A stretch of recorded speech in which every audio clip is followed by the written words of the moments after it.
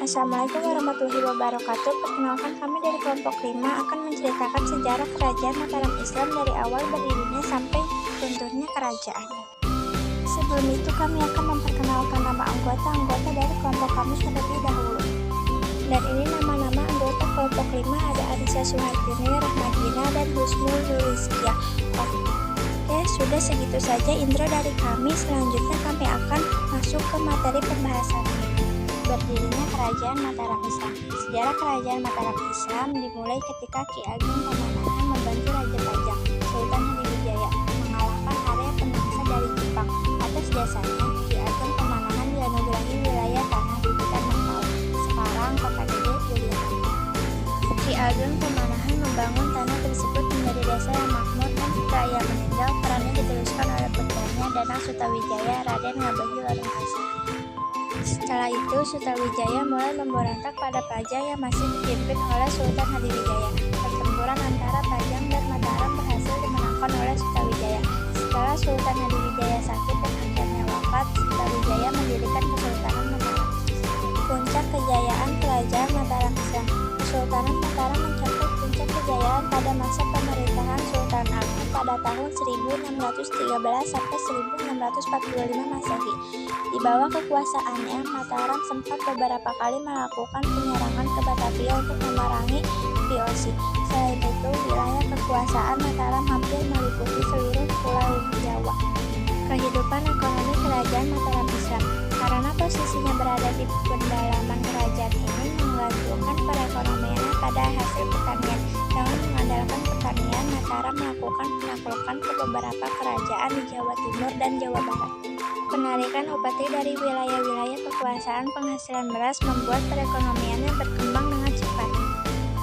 Namun, sosial kehidupan ekonomi Kerajaan Mataram pernah mengalami kemunduran akibat penyerangan kepada VOC di Batavia pada tahun 1628 dan 1629. Itu mengalami kekalahan yang menyebabkan keadaan ekonomi menjadi susah dan menurun karena sebagian masyarakatnya dipaksa berangkat berperang. Masa keruntuhan Kerajaan Mataram pada 1677, Susuhunan Amangkurat I meninggal. Putra mahkota dilantik menjadi Susuhunan Amangkurat II. Di masa kepemimpinan itu, Susuhunan II memindahkan pusat pemerintah ke Kertasura.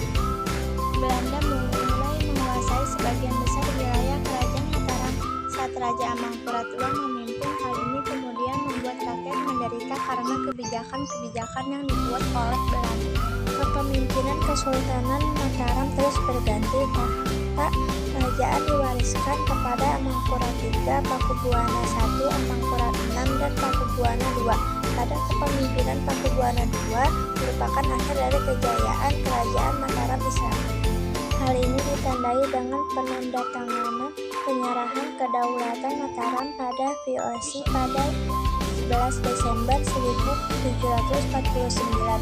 Namun secara de facto Mataram ditunjukkan sepenuhnya pada 1830 sampai akhirnya pada 13 Februari 1755 menjadi puncak perpecahan Kerajaan Mataram Islam. Hal ini ditandai dengan perjanjian Giyanti yang membagi Kerajaan Mataram menjadi dua, yaitu Kasunanan Surakarta dan Yogyakarta. Raja Kerajaan Mataram tahun 1584 sampai 1645. 1. Sutawijaya atau Penembahan Senopati pada tahun 1584 sampai 1601. 2. Raden Mas Jolang atau Penembahan Seda in Korapia 1601 sampai 1613. 3. Raden Mas Langsang atau Sultan Agung Hadiakrakusuma 1613 sampai 1645. Peninggalan Kerajaan Mataram Islam. Kerajaan Mataram Islam banyak menyisakan peninggalan baik di Surakarta ataupun Yogyakarta. Berikut ini beberapa bangunan peninggalan Kerajaan Mataram Islam di Surakarta dan Yogyakarta.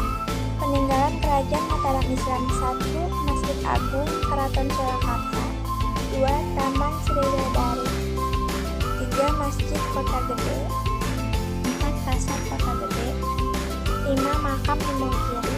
Sekian Sekian itu saja cerita dari kami tentang sejarah Kerajaan Mataram Islam. Mohon maaf bila ada salah kata atau lain sebagainya. Wassalamualaikum warahmatullahi wabarakatuh.